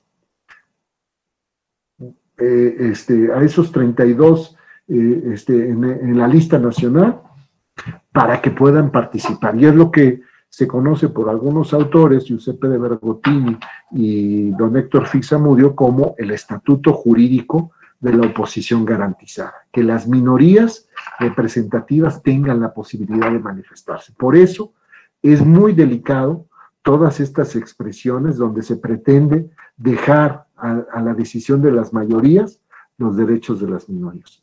Eso es inadmisible, porque hay límites de lo decidible, y un límite de lo decidible es precisamente pues que para ese tipo de labores pues hay órganos técnicos, no es una cuestión de vamos a juzgarlos por las mayorías, ¿no? Hay límites, ¿no? En fin, recomiendo la lectura de estos autores, ¿no? De Giuseppe Bergottini, El Derecho Constitucional Comparado, y el de Héctor Fixamudio, que es un libro de Porrúa, que se llama, ¿cómo se llama? El control constitucional en México, algo así, más o menos. En fin. Sí, muchas gracias, magistrado. Voy a leer un par de preguntas finales, toda vez que el tiempo pues nos está alcanzando. Nos pregunta Valentín Guzmán Trujillo. Dice, en el ejemplo de los candidatos de RP, se tiene que seguir el principio de paridad de género. Pero en el caso de resto menor, el principio de paridad se da en proporción al género dentro del partido que le corresponda a esa posición, o bien en función de la paridad de todas las candidaturas a repartir en la elección.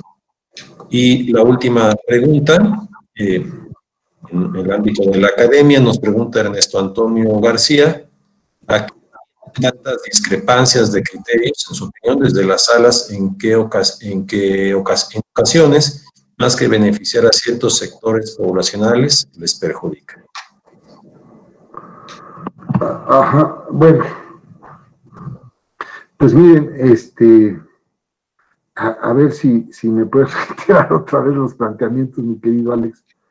Sí, cómo no, magistrado. Iniciaría por la última, que dice don Ernesto Antonio, ¿a qué atienden tantas discrepancias de criterios de las salas que en ocasiones más que beneficiar a ciertos sectores poblacionales les perjudica? Bueno, miren, en cuanto a este planteamiento, puede ser que se presente una situación similar. Pues miren, estamos hablando de 7 salas, la sala regional especializada, las 5 salas regionales en las circunscripciones y la sala superior. Afortunadamente lo que existe es la posibilidad de que se vaya unificando la jurisprudencia a través de las contradicciones y también el recurso de reconsideración. Es natural que existan distintas interpretaciones, pues digo, el número de contradicciones que hay entre las salas o entre las salas regionales entre sí, o la sala regional con la sala superior, pues es altísimo. Y yo les agregaría otro ingrediente, no solamente entre estas, el Tribunal Electoral con la Suprema Corte de Justicia de la Nación. Me ha tocado ver asuntos en donde se procesa de una forma distinta estas temas por diversos órganos jurisdiccionales. Y entonces, pues bueno, lo importante es que quienes estén legitimados, volvemos al tema de la no existencia de la acción popular, que puedan denunciarlo, estas contradicciones, que estemos muy atentos los magistrados. Yo les debo confesar que a mí me ha tocado asistir a eventos en donde nos dicen, oigan, es que hay una contradicción de tesis entre la sala regional Ciudad de México y la sala regional Toluca. Y entonces, pues me llevo eso de tarea y como yo sí lo puedo denunciar, pues bueno, lo he hecho. ¿Por qué?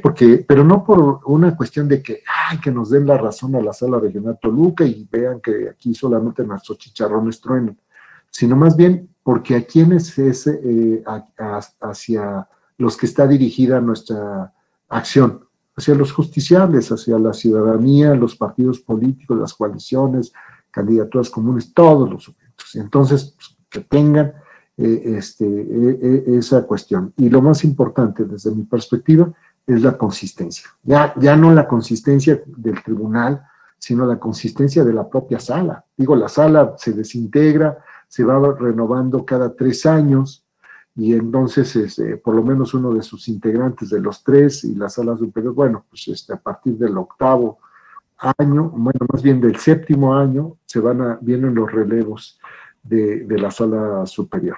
El séptimo, luego el octavo y luego otros 3. Primero dos y luego 3 en la sala superior. Y entonces, pues puede cambiar. Vean ustedes, por ejemplo, lo que ocurre en Estados Unidos, es muy ilustrativo cómo están cambiando los criterios de la Suprema Corte, y eso es lo que cuidaban. Pues a Barack Obama no le dejaron nombrar a proponer a Justice, y ¿por qué? Pues porque lo que pretendían era precisamente los republicanos asegurar que llegara una persona que compartiera su ideología conservadora, y ahora que querían que se aplicara la misma regla por Trump, pues Trump dijo no, ahí va Barrett, la propuso y el Senado se apuró y lo nombró, y pues tenemos una conformación, dicen algunos, conservadora a la Suprema Corte de los Estados Unidos. Creo que sería importante también hacer estas proyecciones, estos estudios en México, para ver cuál es la orientación ideológica de los órganos jurisdiccionales, y por eso también pueden variar. Lo que resulta inadmisible es que en un caso, en función de algo, de un color, resuelvas de una manera y en otro de otra manera. Eso es inadmisible. Y quienes tienen la responsabilidad de controlarlo son los partidos políticos. Ellos están llamados a hacer ese tipo de control. Luego, el otro planteamiento, miren, es muy difícil que yo me pronuncie en algunos temas por mi posición de magistrado, pero yo siempre les he dicho, no se inhiban, y todo lo que incomode, pues hay que cuestionarlo. Insisto, está lo de la legitimación, lo de la acción popular, pero también creo que eso es parte de la responsabilidad de los partidos políticos, que tienen que asegurar que se uniformen los criterios, y aquello que nosotros consideremos que es antidemocrático o no democrático o irregular, lo podamos cuestionar. Finalmente están muy amplias las posibilidades de acudir a los procedimientos administrativos sancionadores. Cualquiera puede presentar las quejas aportando los elementos de prueba, y que se siga el procedimiento y que se investigue. Y en esa medida también, ¿no? Está la otra cuestión, que son los observatorios ciudadanos. A mí me gustan mucho los observatorios ciudadanos porque es el mecanismo que puede tener incidencia en la actividad jurisdiccional. ¿Por qué? Porque son las organizaciones de mujeres, de comunidad LGTBI, indígenas, grupos desaventajados, etcétera. Y luego está también el amicus curiae. En aquellos asuntos donde nos interese, a pesar de que no tengamos legitimación para actuar como actores, sin embargo, también podemos acudir para dar una opinión especializada sobre un tema. Y ahí está muy, muy amplio, y efectivamente, pues, nosotros tenemos un asunto que estamos viendo de Colima en la sala sobre cuestiones de género, y acudieron más de 12 organizaciones de la sociedad civil de mujeres, externando sus puntos de vista sobre lo que se había planteado por un partido político y una persona vinculada con un partido político que tenía ciertas aspiraciones en relación con la cuestión de cómo iba a operar el principio de paridad para el registro de las listas al Congreso local. Y entonces pues es un espacio también de la ciudadanía. Entonces, fíjense, estos eventos como el que se está organizando, la cuestión esta de los observatorios, el amicus curiae, las iniciativas ciudadanas, sin desconocer que se requieren un montón de firmas para que avancen, pues van a servir. Y luego, pues, ¿quiénes finalmente son los que le abren o le cierran la puerta a los partidos? La ciudadanía. Entonces es como el poder del consumidor, ¿no? Pues, ¿sabes qué? Pues no te voto porque pues no coincido con tu programa de gobierno o programa de acción, pero además con tus formas de conducirte democráticamente. Pues, o sea, si ya veo cómo tienes las dirigencias o cómo son la selección de las candidaturas o cómo es tu gestión de gobierno, o cómo estás votando en el Congreso local o en el Congreso federal y cuáles son tus prioridades, pues esos son mensajes muy fuertes de cuáles son tus prioridades como gobierno, como partido político. Y es ahí pues donde nosotros o les vamos a poner la palomita o los vamos a ponerle un tache, ¿no? De que realmente las cosas no las están haciendo bien.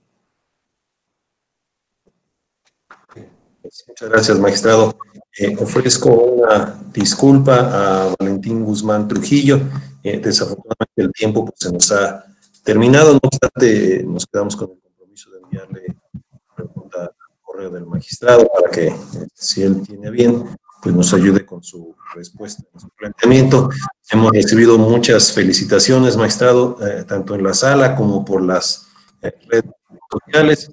No nos queda sino, pues, agradecerte nuevamente tu siempre bienvenida participación en estos espacios académicos en los que intentamos acercar a las y a los ciudadanos con quienes están en el día a día en la resolución de los asuntos electorales, y es un espacio en el que tratamos de darle voz a todas y a todos. Así que los invito a continuar con la segunda sesión, y si el magistrado me lo permite, les pediría que abrieran su micrófono para darle un...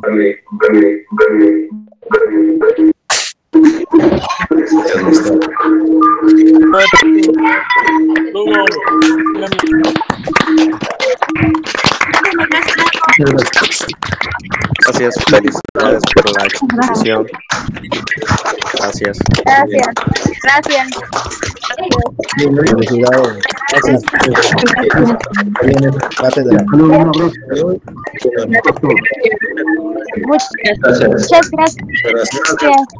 Muchas gracias. Gracias. Excelente. Gracias. Buenas tardes, gracias, magistrado. Hasta luego, buenas noches. Descansen. Que pasen buenas noches. Gracias. Gracias, hasta luego. Gracias, igualmente.